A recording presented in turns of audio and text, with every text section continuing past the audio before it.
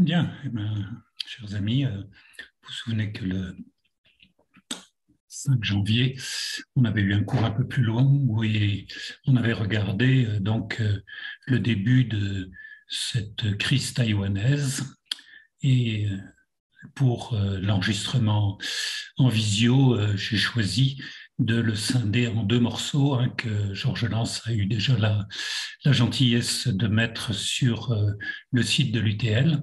Et puis voici le second temps, qui sera assez court, autour de 35 à 40 minutes également.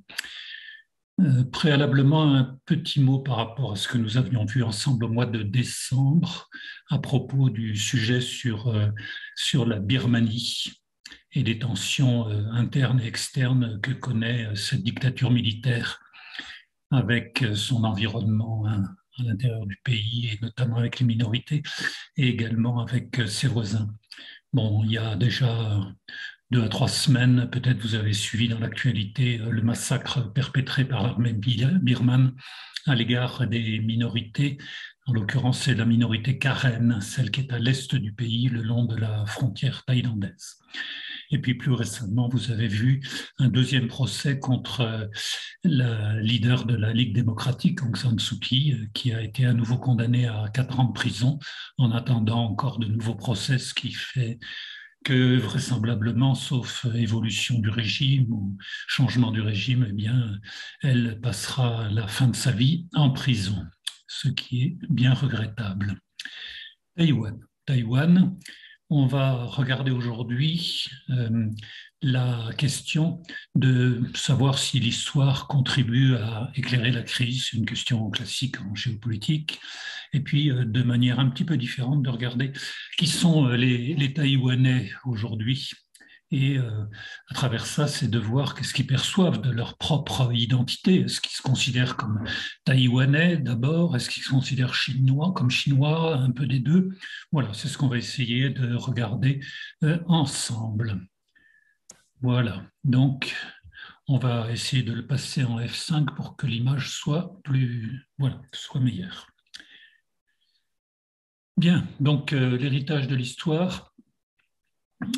Ce que j'observe, c'est que les articles, souvent bien faits, qui parlent de l'île, situent l'histoire de manière très, voire trop contemporaine, c'est-à-dire en remontant simplement à 1949, date où les Chinois communistes, avec Mao Tse-tung, prennent le pouvoir à Pékin, et où Chiang Kai-shek, avec le Kuomintang, son parti nationaliste, se réfugie sur l'île. Non, l'histoire, elle est beaucoup plus longue que ça, et ça vaut la peine d'y regarder d'un peu plus près.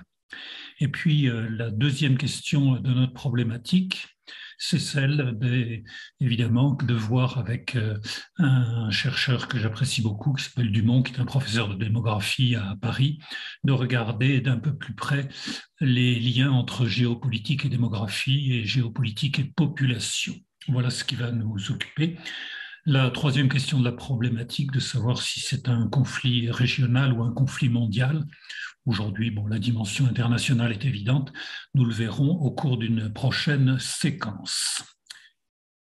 Voilà, la prochaine séquence d'ailleurs qui est en live, comme on dit, aura lieu demain à l'IUT.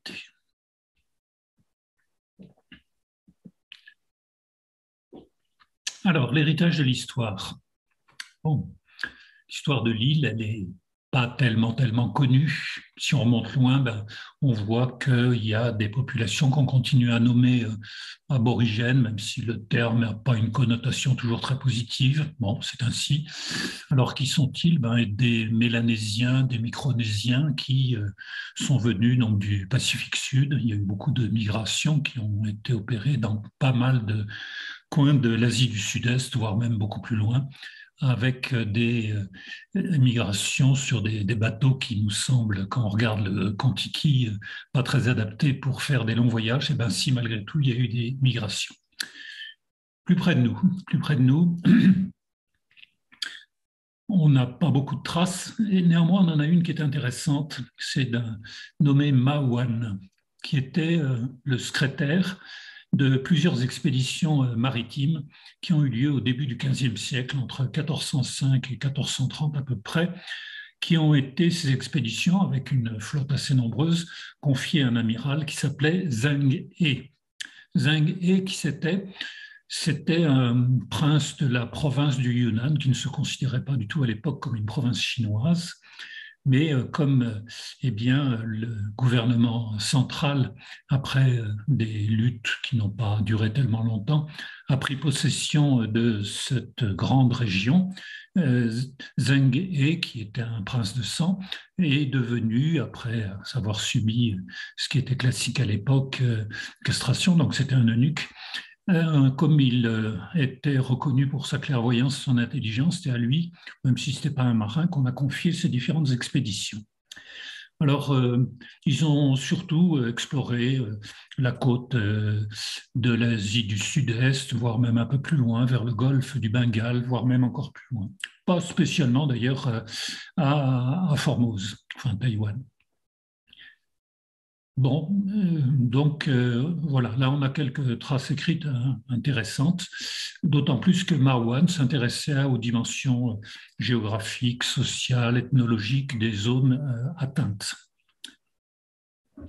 Ensuite, il y a l'arrivée des Européens, les Portugais qui ont nommé Formose la belle île, le terme en portugais, et puis des Hollandais et des Espagnols. Mais pour ces différentes arrivées d'Européens, il s'agissait essentiellement de prendre des places dans des ports pour faire du commerce. Ce n'était pas des colonies de peuplement. Au XVIIe siècle. Le XVIIe siècle, il y a un personnage un peu mythique, un certain Koxinga, qui a sa statue dans pas mal d'endroits de l'île et même ailleurs. Bon, il apparaît comme, entre guillemets, le résistant au pouvoir central. Koxinga, c'est qui? C'était un pirate, ni plus ni moins, mais un pirate un peu à la Jean-Bart, quoi, qui travaillait partisan de la dynastie Ming. Alors, il faut se replonger dans le contexte de ce XVIIe siècle. Les Ming, c'était la dynastie sur le déclin. Bon, et progressivement, c'est l'arrivée d'une dynastie conquérante, celle des Mandchous, qui vont s'appeler les Qing. Koxinga était un partisan des Ming, comme beaucoup de personnes vivant dans le sud de la Chine. Et donc, il est parti vers Formose, on a chassé les Hollandais et a fondé un régime qui n'a pas duré longtemps, un peu plus d'une vingtaine d'années, qu'on appelle le régime des Zheng. Bon, voilà, un court épisode. Ces Zheng, ils vont être chassés par les Qing, donc par la dynastie mandchoue, en 1683. Ce qui est à pointer, c'est que la dynastie mandchoue voyait d'un assez mauvais œil cette île qui était probablement à leurs yeux une place où pouvaient fermenter des révoltes contre le pouvoir central de Pékin. Donc, il n'y a pas eu de migration jusqu'au XVIIIe siècle et encore plutôt la fin du XVIIIe siècle, avec des migrants qui ne venaient pas d'ailleurs du nord ou du centre de la Chine, des Han parlant le mandarin, mais plutôt des Cantonais. Au XIXe siècle, qu'est-ce qui se passe sur l'île? Et puis, dans toute cette zone, c'est des affrontements avec les Européens. Bon, on ne va pas les citer tous. Peut-être celui qu'on peut mentionner, c'est la première guerre de l'opium. Alors, on en avait parlé à propos de Hong Kong. Première guerre de l'opium, c'est ce moment où les Britanniques vont prendre pied pour longtemps, jusqu'en 1997, sur l'île Victoria, donc ce territoire de Hong Kong. Mais il y a eu d'autres endroits où les Britanniques se sont implantés, et notamment un port sur l'île de Formose. Continuons à dérouler le 19e siècle. En 1885, le 12 octobre pour être très précis, Taïwan devient une province chinoise. Alors, quand vous regardez la date, vous pouvez vous dire, jusqu'en 1885, l'île ne devait pas être tellement considérée par le pouvoir central, puisqu'on arrive à ce qu'elle soit nommée ainsi simplement à la fin du XIXe siècle. Et elle ne va pas l'être pour bien longtemps, juste 10 ans. Bon, l'île s'est davantage peuplée, parce qu'à la suite du conflit entre le Japon et la Chine va être défaite. Et donc, à la fin de ce conflit, va être signé le traité de Shimonoseki en avril 1895. Et ce traité, eh bien, attribue au Japon le territoire de l'île de Taïwan. Alors, il y a un petit épisode court dans le temps, mais qui est assez intéressant à observer dans l'histoire. C'est qu'entre le mois de mai et le mois d'octobre 1895, c'est-à-dire avant que les Chinois n'arrivent avec leur armée, leurs fonctionnaires, etc., eh bien, les habitants de Taïwan ont l'idée de créer leur propre territoire autonome et en proclamant une république qui, certes, va être éphémère, mais qui traduit, on peut l'interpréter comme ça, comme un moment où eh bien, les Taïwanais affirment leur autonomie et leur identité propre. Bon, c'est intéressant à pointer. Puis ensuite, il va y avoir une cinquantaine d'années d'occupation japonaise jusqu'en 1945, au terme de la Deuxième Guerre mondiale. Bon, avec pendant l'été 45, une accélération des événements, le largage des 2 bombes atomiques sur Hiroshima et Nagasaki et la capitulation japonaise. Donc là, pendant 50 ans, eh bien, on va avoir des gouverneurs japonais qui vont diriger l'île de Taïwan. Qu'est-ce qu'on peut en dire? Ben, que c'était un régime assez dur. Hein. Les Japonais, dans les lieux qu'ils occupaient, n'ont jamais été des tendres. Hein. C'était pas dans leur pratique. Mais ça, c'est un point quand même qu'il faut noter, c'est que les gouverneurs travaillaient dans l'optique de mobiliser toujours davantage de ressources, et de ressources notamment pour les acheminer vers l'Empire du Japon. Et c'est ainsi qu'ils ont diligenté un certain nombre d'évolutions en matière agricole, en particulier dans les techniques agricoles, avec une réforme agraire pour que les terres soient davantage distribuées et plus productives.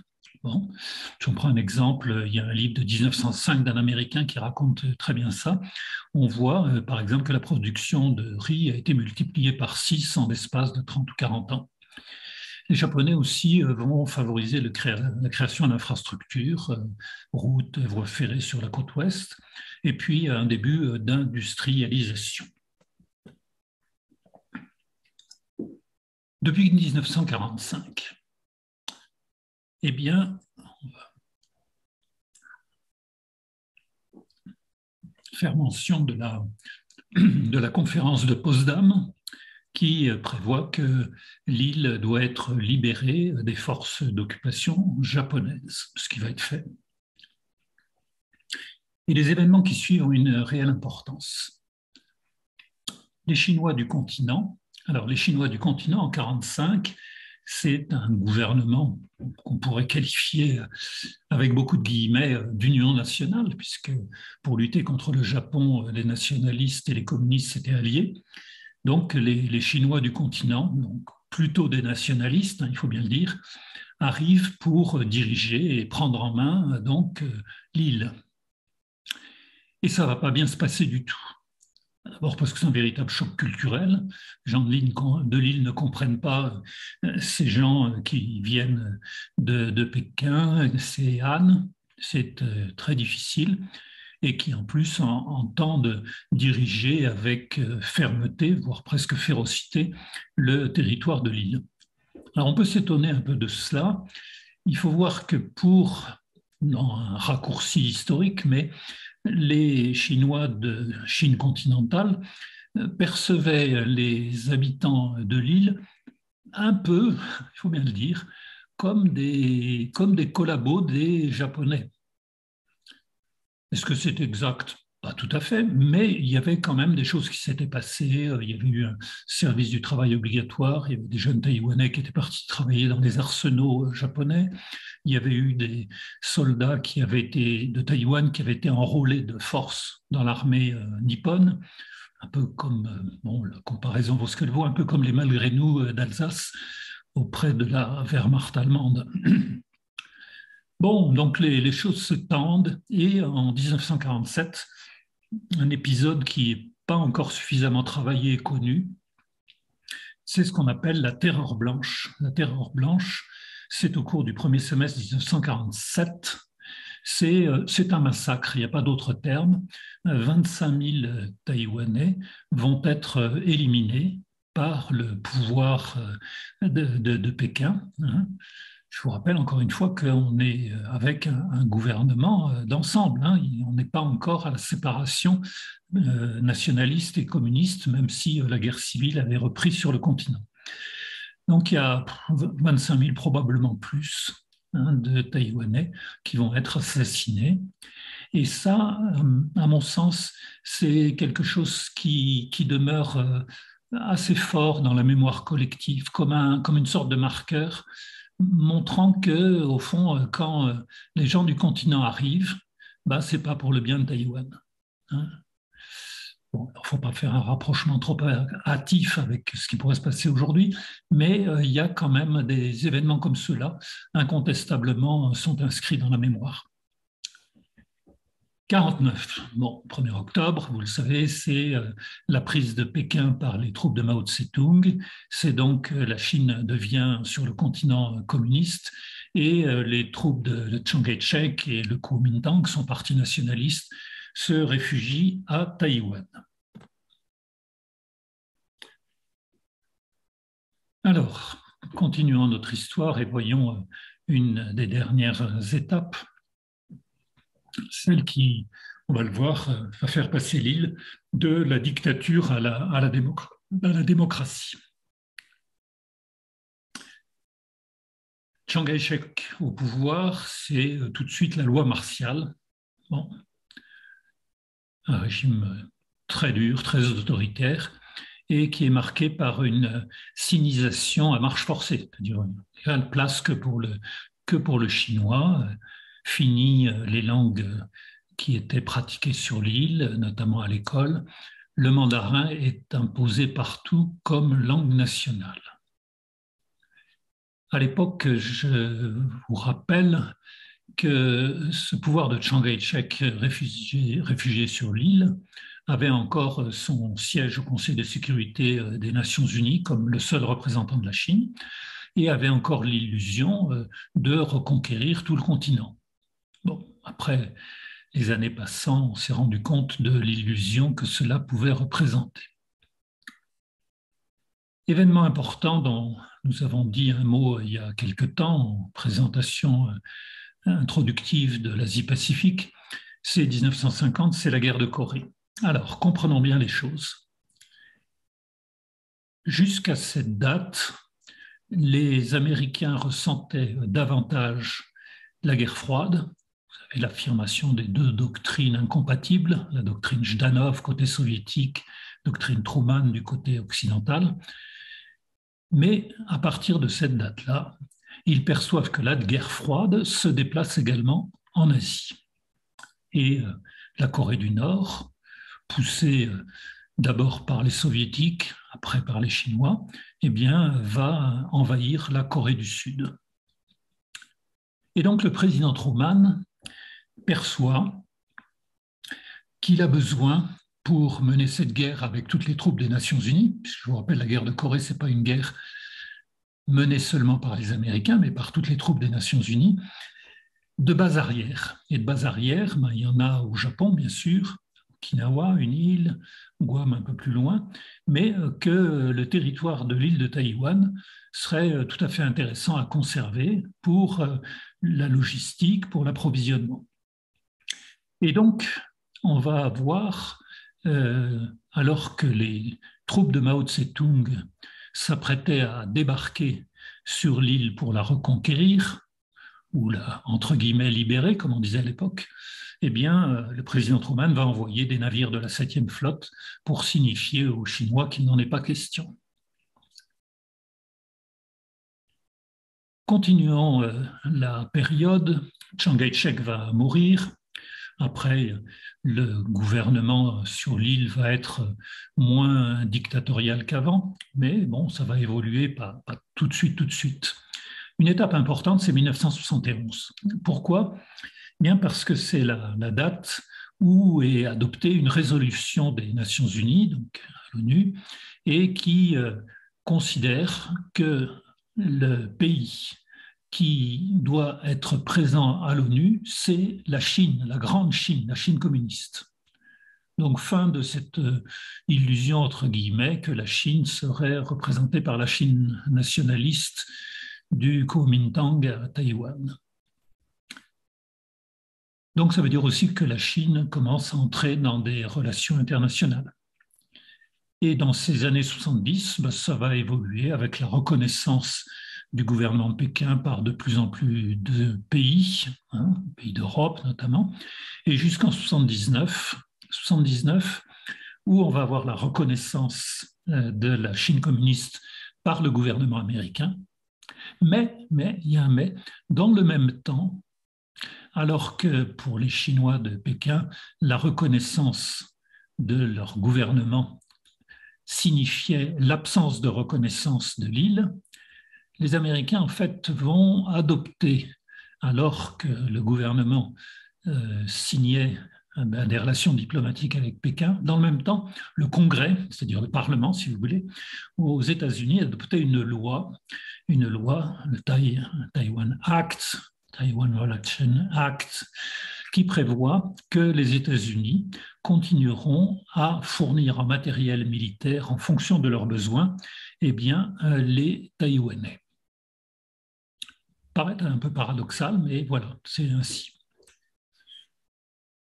80 et années suivantes, on en a parlé lorsque j'ai fait dans la première partie la présentation de l'économie de Taïwan, c'est la période du formidable décollage économique de l'île, qui fait qu'aujourd'hui, c'est un petit pays et c'est presque, on peut dire, une grande puissance économique. Au plan politique, on va avoir de l'alternance entre le Parti démocrate, le PDP, et le Kuomintang, donc les nationalistes un peu nostalgiques de la période où ils gouvernaient toute la Chine.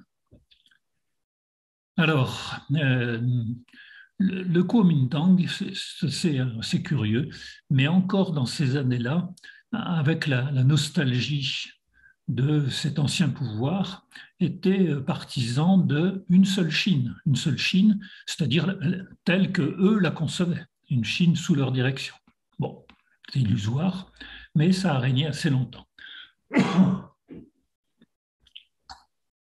Et puis le Parti démocrate, qui lui disait le statu quo convient, et ce qui importe, c'est d'avancer dans la voie des progrès démocratiques de l'île. Et ça va avancer assez vite. Alors, on peut retenir le nom d'un personnage qui était président, qui est Lee Teng-hui, qui, effectivement, je crois, œuvrer assez largement pour le développement de cette démocratisation de l'île qui va devenir tout à fait réelle.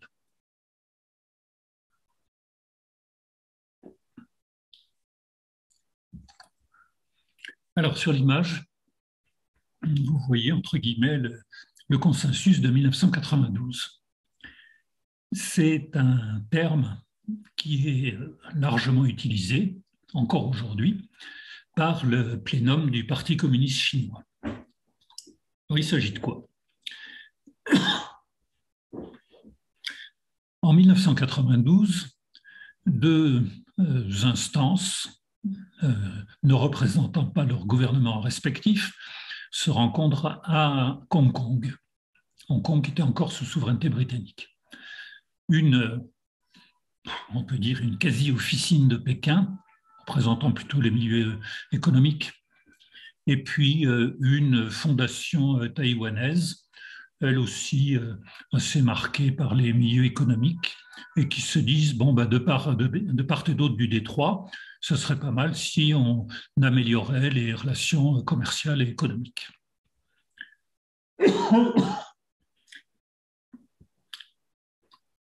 Voilà un petit peu de quoi il s'agit. En réalité, les conversations ont été assez limitées, c'est pas allé bien loin.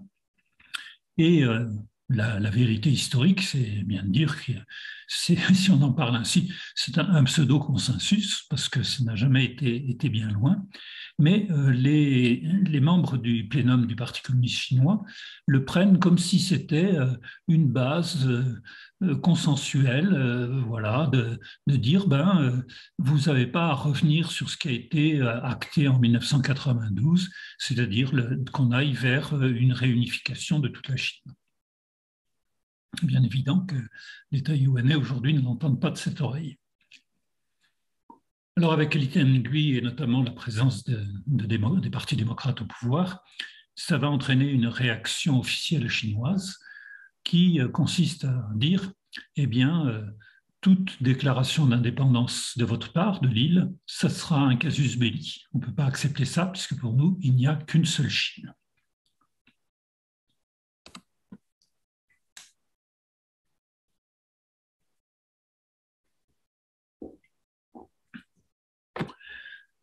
Bon, à cette étude historique, on va adjoindre de manière pas trop longue, mais un apport que j'apprécie beaucoup, qui est celui d'un prof de Paris, je ne sais plus, Sorbonne ou Dauphine, peu importe, qui est un démographe, François-Régis Dumont.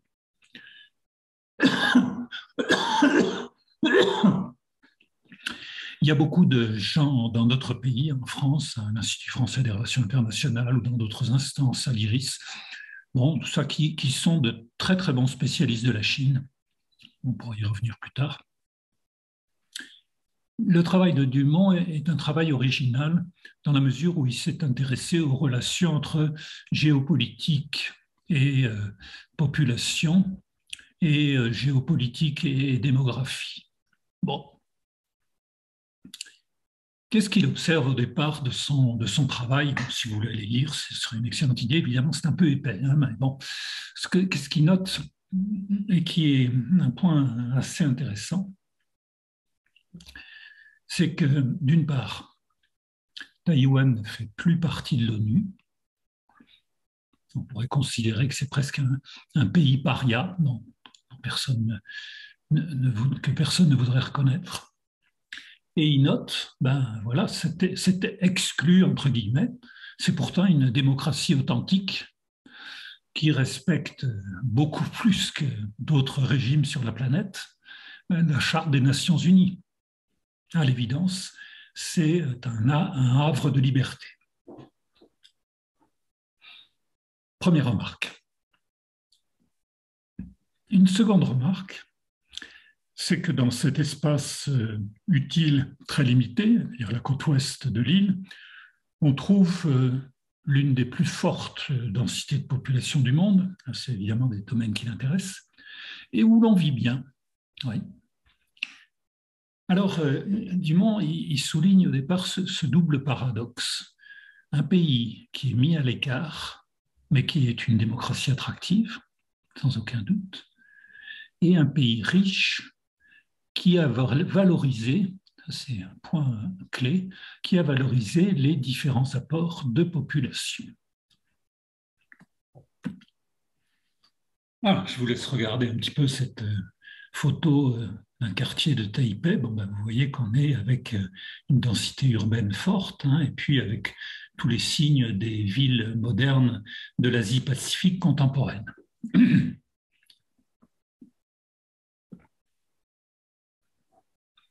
Alors, venons-en au questionnement qui a intéressé ce chercheur, c'est de se demander qui a peuplé Taïwan, ou dit autrement, qui sont les Taïwanais aujourd'hui. Alors, les premiers habitants, on l'a rappelé tout à l'heure, ce sont des Mélanésiens. Ils sont toujours présents, pas très nombreux. Pardon. Bon, 1,7% de la population exactement, mais sachant qu'il y a eu aussi un peu d'assimilation avec des couples mixtes. Donc, des populations qui n'ont absolument rien à voir avec la Chine. Qui est venu ensuite, il y a des populations qui ont été persécutées en Chine du Nord, ou d'autres en Chine centrale, comme les Hakka. Alors pour les Hakkas, c'est très caractéristique. Ils ont conservé leur identité culturelle spécifique et ils forment 15% de la population aujourd'hui.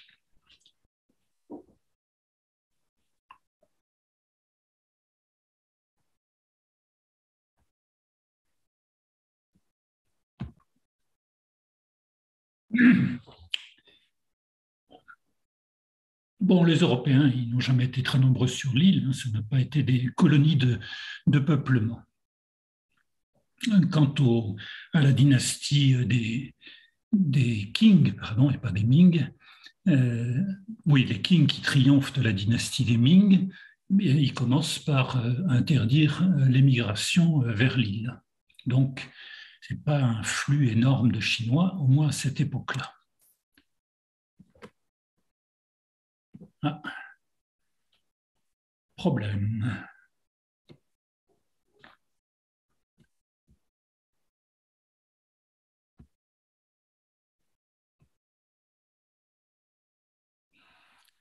Bon, vous voyez ici, juste pour la première partie du peuplement, ces migrations venant de tout le Pacifique Sud et qui ont été vers les littoraux d'Asie du Sud-Est, de l'Australie, etc. On va essayer de repasser en F5. Ça ne marche pas, pas très grave. On va prendre la suivante. Alors, regardons qui a peuplé Taïwan. Dans la seconde moitié du XVIIIe siècle, les flux de population ils vont venir essentiellement de, pas très nombreux, mais un peu quand même, des populations du sud du continent, le Fujian et le Guangdong. Et c'est des personnes qui vont se considérer plus tard comme des Taïwanais de souche. Ils parlent le cantonais. L'Empire, on l'a vu dans la partie histoire, ne confère le statut de province qu'en 1886. Donc c'était un territoire qui comptait peu jusque-là. Quant au demi-siècle japonais, eh bien, la préoccupation du gouverneur, c'est le développement des ressources de l'île au profit d'abord du Japon. Mais il n'y a pas de vague migratoire nippone très, très importante. D'ailleurs, les mariages dits mixtes, entre guillemets, ne vont être autorisés qu'à partir de 1932.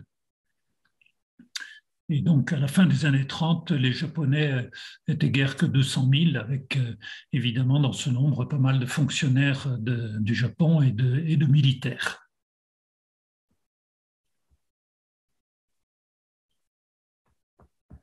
Alors, regardons maintenant ce qui nous fait entrer davantage dans la démographie. Eh bien, que dans les années qui vont de 1945 jusqu'à 1950, certes, il y a une augmentation de la population, la croissance avait été plus faible au début du XXe siècle et la croissance va être forte dans les années d'après-guerre liée à, effectivement, pour une faible part, la migration depuis le continent et surtout pour des raisons, eh bien, on peut dire, de forte natalité.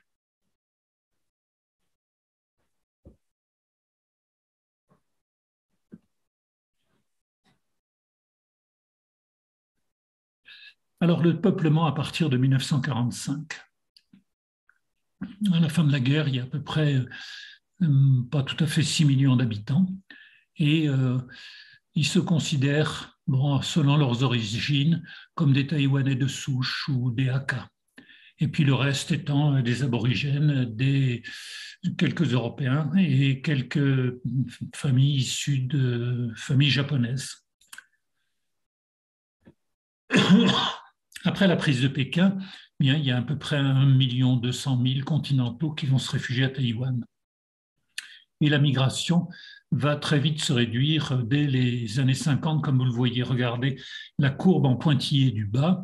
Eh bien, la migration, elle concerne essentiellement les années de 46 à 52, à peu près 51-52. Après, il n'y a pas de migration vers l'île. Par contre, ce que vous voyez, c'est l'importance de l'accroissement naturel avec des familles nombreuses. Vous voyez, pratiquement jusqu'aux années 60, et où là, progressivement, comme partout, on va avoir un déclin de la natalité.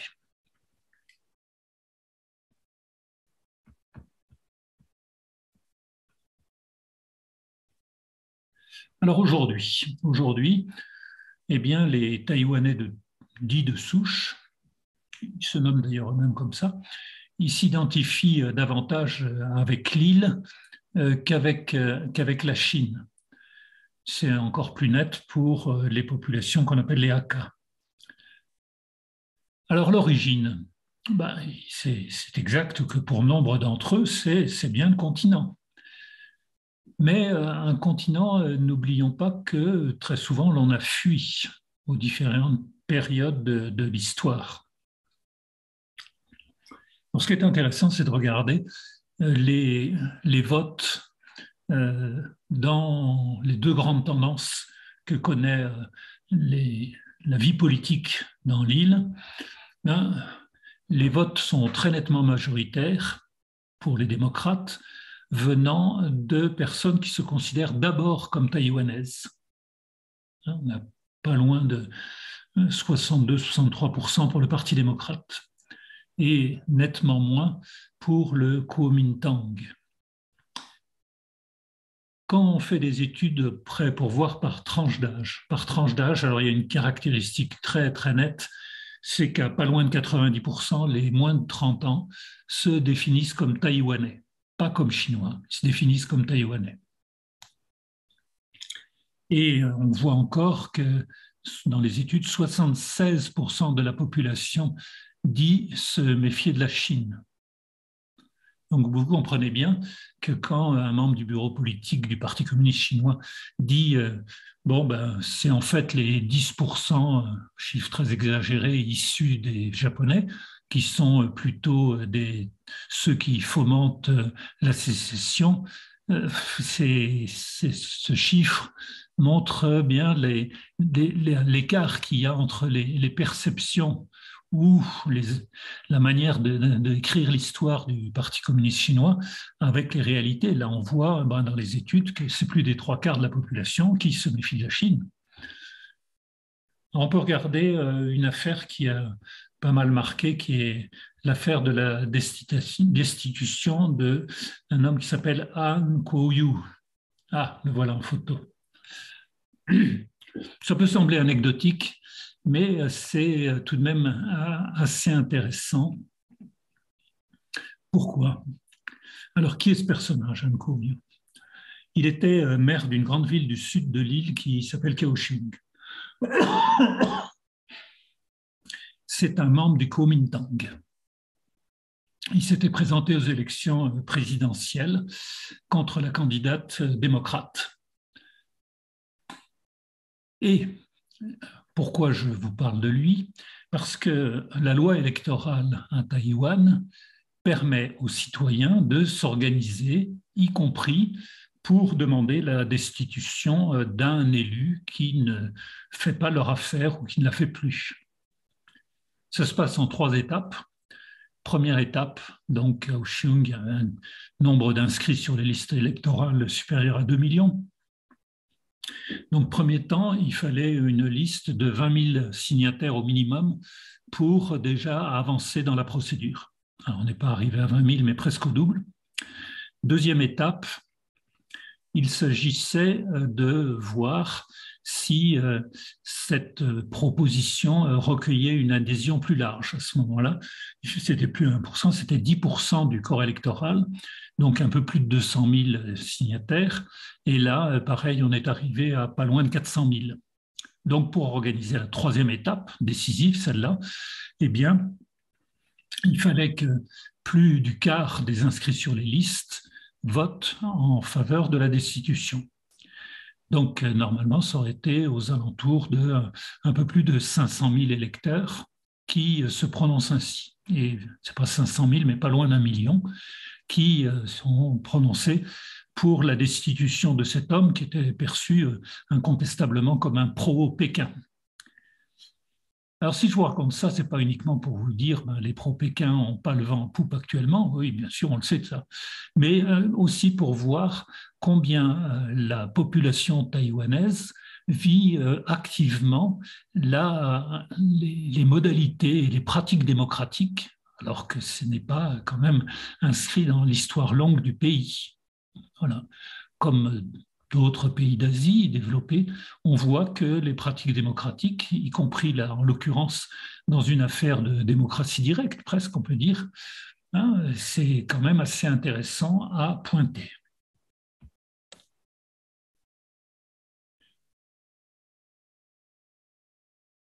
Alors, dans ces affaires-là, on a vu l'histoire, et puis l'histoire du peuplement, la population, la démographie.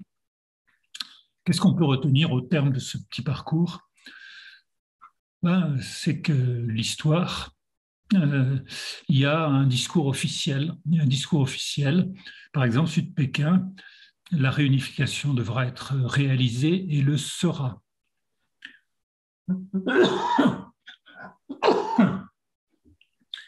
Alors, voilà, ça c'est le discours hein, de Xi Jinping.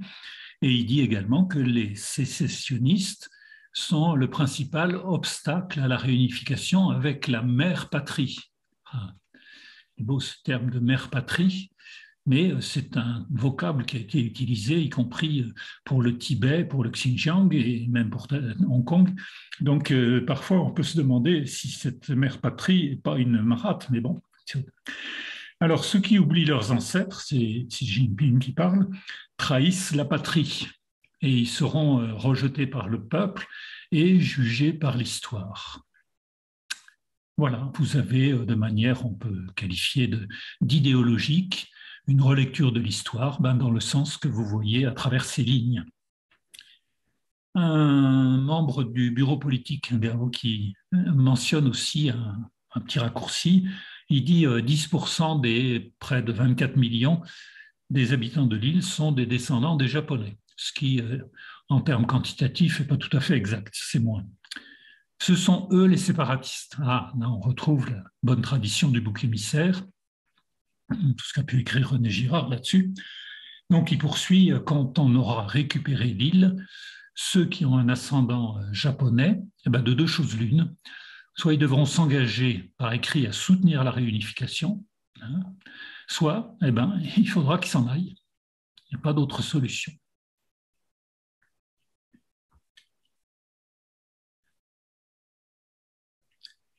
Alors regardons dans ce camembert la répartition de la population à Taïwan pour resituer avec les propos qu'on vient de lire. Les Taïwanais de souche, ben, ils sont pas loin de la moitié de la population. Ceux qu'on appelle les continentaux, c'est-à-dire ceux essentiellement qui sont arrivés à partir de 1949, ils sont un peu plus du tiers. Et le reste, c'est quoi? C'est les Hakka qui font plus de 15%, les aborigènes et quelques étrangers.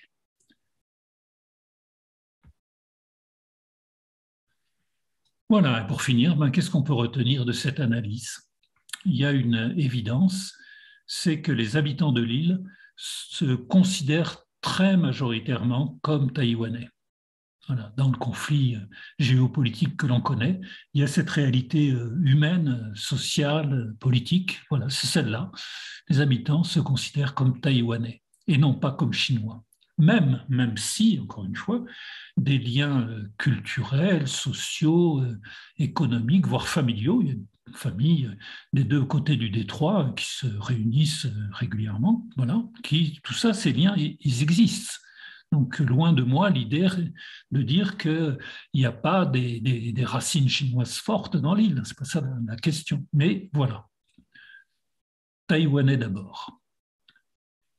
Deuxième remarque, bon, c'était la célèbre formule de Deng Xiaoping, un pays, deux systèmes. Il l'avait utilisé à propos de Hong Kong. Alors, les habitants de l'île de Taïwan, ben, depuis les derniers événements de Hong Kong, hein, et notamment la loi de sécurité nationale, ben, ils perçoivent bien que cette affirmation de Pékin n'est pas crédible, n'est pas crédible.